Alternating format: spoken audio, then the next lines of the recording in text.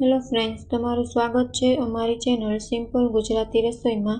તો આજે આપણે બનાવવાની છે ઘઉંના લોટની ફરસી પૂરી।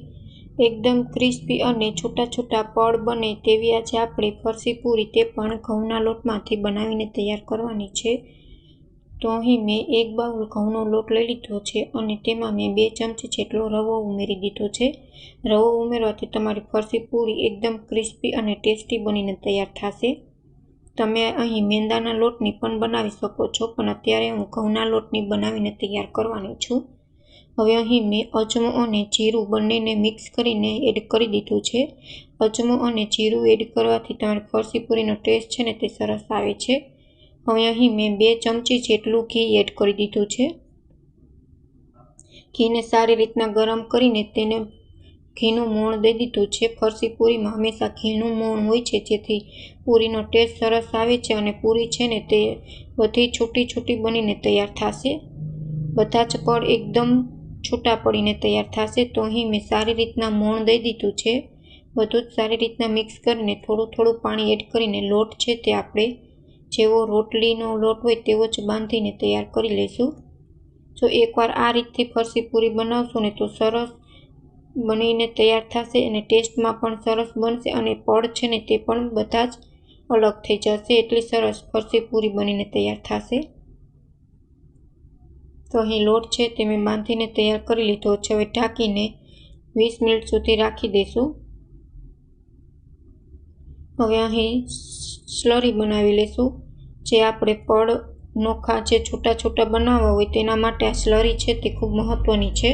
તો અહીં મેં 2 ચમચી મેંદાનો લોટ લીધો છે। હવે તેમાં મેં પાણી એડ કરીને સારી રીતના સ્લરી તૈયાર કરી લઈશું। જો તમારી પાસે મેંદાનો લોટ ન હોય તો તમે ચોખાના લોટનો પણ ઉપયોગ કરી શકો છો। હવે સ્લરી બની ગઈ છે અને આપણા લોટને 20 મિનિટ થઈ ગઈ છે। હવે તેમાં 1 ચમચી જેટલું તેલ એડ કરીને સારી રીતના લોટને મસળી લઈશું। હવે અહીં લોટ છે તે સારી રીતના મસળી લીધો છે। હવે આપણે નાના નાના લોઈ તૈયાર કરી લઈશું।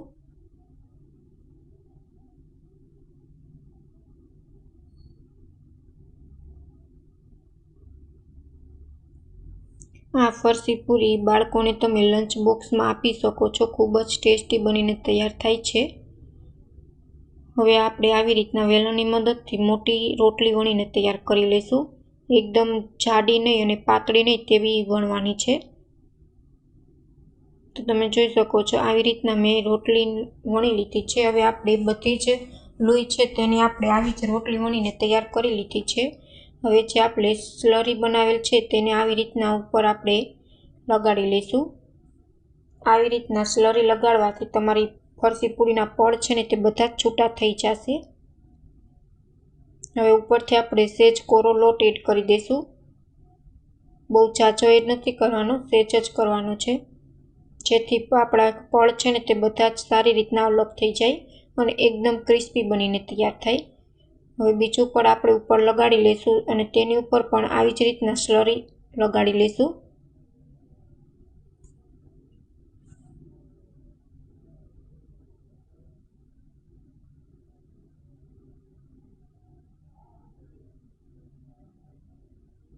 હવે આપણે ત્રીજું પડ લઈ લીધું છે તેને પણ આવી રીતના ઉપર લગાડી લઈશું અને સારી રીતના હાથની મદદથી પ્રેસ કરી લઈશું, જેથી સારી રીતના ચોંટી જાય અને આવી રીતના આપણે તેને વાળી લઈશું।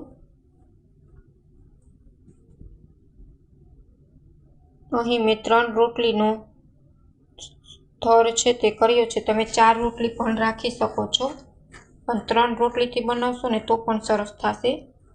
હવે આવી રીતના કટરની મદદથી નાની નાની આપણે કટ કરી લઈશું। બહુ મોટી સાઈઝમાં નથી બનાવવાની, નાની નાની સાઈઝ છે તે આપણે તેને કટરની મદદથી કટ કરી લઈશું અને હાથની મદદથી પ્રેસ કરી લઈશું આવી રીતના। હજી પૂરી છે તે સહેજ જાડી છે એટલે આપણે તમે જોઈ શકો છો અત્યારથી જ પડ છે તે નોખા થવા લાગ્યા છે। વેલણની મદદથી તેને આપણે વણી લઈશું। બહુ જાડી નહીં અને બહુ પાતળી નહીં તેવી રાખવાની છે, એમ તો સહેજ જાડી રાખવાની છે જેથી પૂરી છે ને તે સારી લાગે। તો અહીં મેં આટલી પૂરી છે તે જાડી લાગી છે અને બધી જ પૂરી આવી રીતના વણીને તૈયાર કરી લીધી છે। હવે સાઈડ પર તેલ ગરમ થઈ ગયું છે, હવે તેમાં આપણે ફ્રાય કરી લઈશું। જો તમને અમારી રેસીપી ગમે તો ચેનલને લાઇક કરજો, શેર કરજો અને સબસ્ક્રાઈબ કરજો અને કમેન્ટમાં જરૂર કમેન્ટ કરીને જણાવજો કે તમને અમારી રેસીપી કેવી લાગી।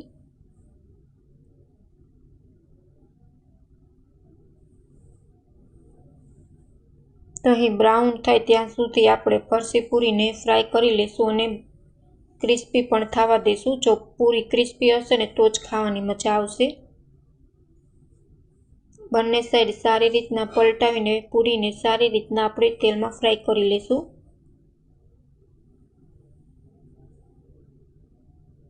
હવે આપણી પૂરી છે તે બ્રાઉન થઈ ગઈ છે। હવે તેને લઈ લેશું ચારાની મદદથી।